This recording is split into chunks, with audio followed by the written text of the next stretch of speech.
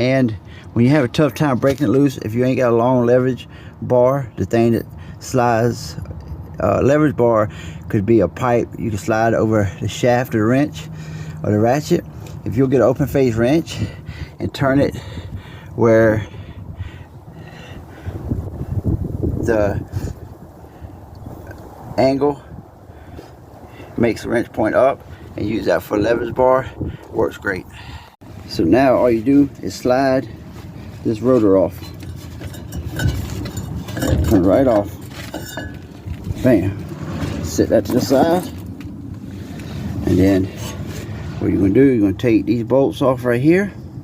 There's 4 of them. Take those off. This assembly and this comes off.